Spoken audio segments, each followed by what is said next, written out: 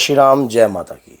तंत्र विद्या हुई है तो हम किस प्रकार से समझ सकते हैं कि हमारे ऊपर तंत्र हुआ है, या कोई भी व्यक्ति ये किस प्रकार से जान सकता है कि तंत्र के कुछ ऐसे प्रयोग बताइए जो अगर किसी व्यक्ति के ऊपर कोई तंत्र हुआ है तो वो व्यक्ति ना समझ जाए कि वाकई में मेरे ऊपर ये तंत्र प्रतिक्रिया है और अब मुझे जो है इस पर एक एक्शन लेना चाहिए। तो मुझे बहुत अच्छा लगा, तो मैं कुछ 5 ऐसे संकेत आपको बताऊंगा जिससे आप स्वयं समझ सकते हो कि आपके ऊपर तंत्र हुआ है, और उसके उपाय भी मैं आपको इसी में ही बता दूंगा कि किस प्रकार से आपको तुरंत एक्शन ले लेना चाहिए। क्योंकि तंत्र एक ऐसी प्रक्रिया है जिसके कारण हमारा बुद्धि, हमारा विवेक, हमारा शरीर या हमारी आत्मा निर्मल हो जाती है। हमारी आत्मा के अंदर वो पावर नहीं रहती है जिसके वो धीरे धीरे एक दीमक की तरह हमारे परिवार पर, हमारे घर पर, हमारे कारोबार पर हमें रोगग्रस्त कर देता है। और फिर जब हमारा पनपने का समय होता है या कुछ बनने का समय होता है,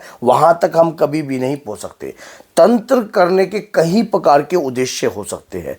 कोई व्यक्ति आपसे किसी भी रंजिश के कारण भी आपके ऊपर तंत्र प्रतिक्रिया कर सकता है। मान लीजिए लड़ाई झगड़ा चल रहा है, आपका कोई पुराना लेन देन है, या किसी भी तहत आपके ऊपर आपके पास पावर ज़्यादा है, उस व्यक्ति के पास पावर कम है, या कोई आपकी नौकरी के तहत भी तंत्र कर देता है। कोई लोग व्यापार के तहत भी तंत्र कर देते हैं कि आपका व्यापार अच्छा चल रहा है और सामने वाले दुकान का जो है काम नहीं चल पा रहा है, तो उसकी खिंच के कारण भी कई लोग तंत्र कर देते हैं। कहीं आपकी कामयाबी को देखकर तंत्र कर देते हैं।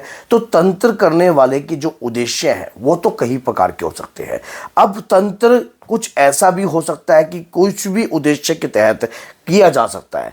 मेन उद्देश्य ये है, जब कभी भी आपके ऊपर तंत्र प्रतिक्रिया होती है तो आप जितना भी काम करते हो उसका फल आपको कभी भी नहीं प्राप्त होगा, कभी भी नहीं प्राप्त हो पा रहा होगा।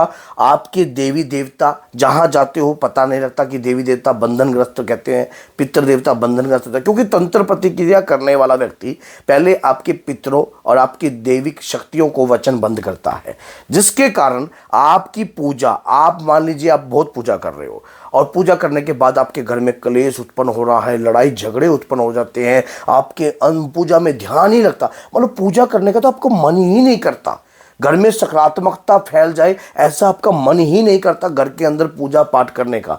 ये जो लक्षण जो होते हैं अधिकतर, और तरक्की आपकी कुछ नहीं हो रही है, ऐसा लग रहा है कि जैसे आप पहले बहुत अच्छा वक्त चल रहा था, अचानक ही आप ऊपर से एकदम नीचे आ गए हो, ऊपर से एकदम नीचे आ गए हो, और अब वो जब नीचे जिस स्टेज पर आप खड़े हो ना, उससे भी नीचे स्टेज पर जाने के चांस बन रहे हैं।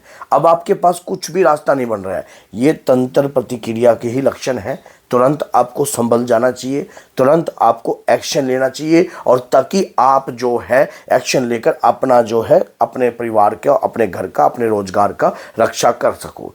अब बात आती है शारीरिक तंत्र प्रतिक्रियाएं जब होती हैं तो शरीर में अचानक से कोई बीमारी उत्पन्न हो जाती है, जैसे कि कोई रोग आपके शरीर में उत्पन्न हो गया है और रिपोर्ट में आपके कुछ भी नहीं आता है। आप दवाई खाए जा रहे हो, शरीर जो है आपका चसक चसक करता है, जैसे शरीर पे ना एक वजन सा महसूस रहता है, आपको दर्द पीड़ा इस प्रकार का आपको महसूस रहता है। शरीर के अंदर एक अलग सी जो दर्द है ना, वो उसका ना बखान नहीं कर सकते।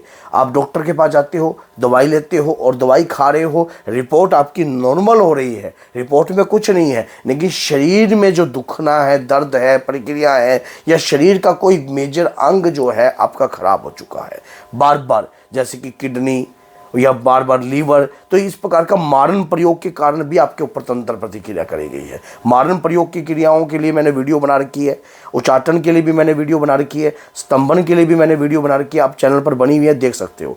तो उसके कारण भी आप दवाई ले रहे हो, दवाई में आपका असर नहीं हो पा रहा है, दवाई आप जाते हो, दवाई आप खाए जा रहे हो, उसका कोई बेनिफिट नहीं मिल रहा है, तब आपको दैविक शक्तियों का सहारा लेना चाहिए।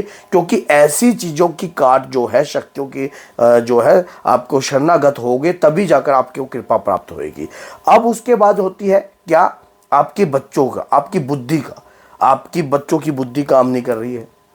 अच्छी भली पढ़ाई करते थे, अच्छे भले सारा कुछ अच्छा चल रहा था, बहुत बढ़िया सिस्टम चल रहा था, बच्चों का दिमाग बुद्धि बहुत विवेक अच्छा था, कुछ ये जो कार्य कुछ होते हैं ना, ईर्ष्या के कारण होते हैं, और ज़्यादातर ये जो कार्य होते हैं आपके नज़दीक वाले लोग ही आपके ऊपर इस प्रकार का प्रयास करते हैं ताकि आपका बच्चा जो है ऊंचे शिखर पर ना जा पाए। आपकी भी बुद्धि का बंधन हो सकता है, आपकी भी बुद्धि जो है काम नहीं कर सकती है, आपकी बुद्धि जैसे कि विवेक जो है छीन हो जाएगा, आप सोचोगे कुछ और होगा कुछ और। दुकान पर भी ऐसा कार्य होता है, कई भक्तों के साथ देखा है कि दुकान पर उन्हें व्यापार कर रहे होते हैं, व्यापार करते करते अचानक ही भैंसा वैसी हो जाते हैं, और जो ग्राहक संतुष्ट होकर जाना चाहिए था अब वो असंतुष्ट होकर आपके पास से जा रहा होता है। तो ये जो कार्य होते हैं ये तंत्र प्रतिक्रिया के भी होते हैं। आपके पैसों पर बंधन लग जाता है, पारिवारिक तौर पर आप दुविधाओं में पड़ जाते हो, आर्थिक अवस्था जो है आपकी बिगड़ जाती है। अच्छे लेवल पर आप चलना चाहते थे और बहुत अच्छी मेहनत कर कर आपने सब कुछ अर्जित भी किया है, लेकिन उस चीज़ को आप अपने आंखों के सामने आप जाता देख रहे हो। फिर मन में एक ऐसा ख्याल भी आता है कि मैं अपनी देह का त्याग कर दूं। ये तंत्र प्रतिक्रियाओं के कारण जो है बुद्धि बलवंत रहती है, दिमाग काम नहीं करता है, शारीरिक पीड़ाओं के कारण भी होता है, और आर्थिक अवस्था भी बिगड़ जाती है।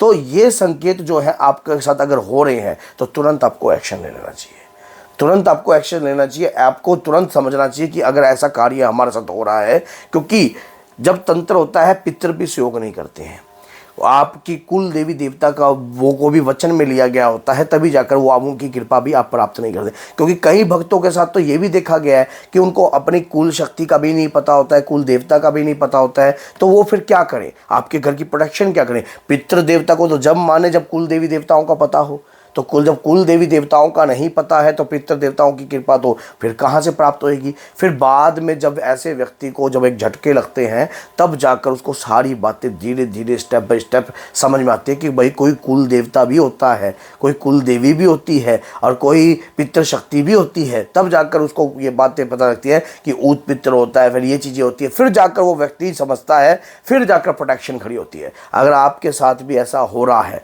तो आप हनुमान जी का पंचमुखी रक्षा कवच का पाठ जो है, नवकी दीपक लगाइए, ऐसे लेटी बाती का उसमें खड़ी दीपक का लगाइए, हनुमान जी के आगे लगाकर अंदर आप हनुमान पंचमुखी रक्षा कवच का पाठ कीजिए। ओम सीताराम की माला का जाप कर कर अगर आपको शारीरिक बीमारी है या कोई रोग आपको शरीर में उत्पन्न हो चुका है तो राम रक्षा स्तोत्रम का पाठ कीजिए। तो इससे क्या होगा, आपको बेनिफिट होगा, और तंत्र आपकी बुद्धि और विवेक भी काम करने लग जाएगा, और आपको ये समझ में आ जाएगा कि अगर मेरे ऊपर कोई क्रिया हुई है तो मुझे अब इमीडिएटली क्या फैसला लेना चाहिए। क्योंकि जब कोई ऐसी क्रियाएं हमारे ऊपर होती है तो हमारी बुद्धि और विवेक भी छीन हो जाते हैं, हमारी बुद्धि और विवेक काम नहीं करते हैं। तो अगर ऐसे प्रकार की दिव्य पाठों का गुणगान घर में करते हैं तो तंत्र का प्रकोप जो है चल नहीं सकता, फिर आपके ऊपर आपकी बुद्धि जो है खुलने लग जाती है। और उस दौरान जो है जब आप दीपक का दान दोगे तब एक जल का पात्र भर के रखना, जल का पात्र भरकर एक कपूर जो है जलाकर पाठ करने के बाद उस जल के पात्र में डाल देना। उसके बाद जो है कपूर को निकाल कर घर में छींटे मारो, जल का पान कीजिए। आपके शरीर के अंदर जो है रोग बीमारी जो भी बुद्धि बंधन होगा वो सब खंड होने लग जाएगा। तो अगर वीडियो अच्छी लगे तो लाइक करना, क्यों, इससे और व्यक्ति का भी सहारा प्राप्त हो सकता है। तो इसलिए लाइक करिए, चैनल को सब्सक्राइब कीजिए और बेल आइकन बटन को दबाना ना भूलिए ताकि आने वाली और भी बेहतरीन से बेहतरीन वीडियो आप तक पहुंच सके। जय सिया राम, जय माता दी।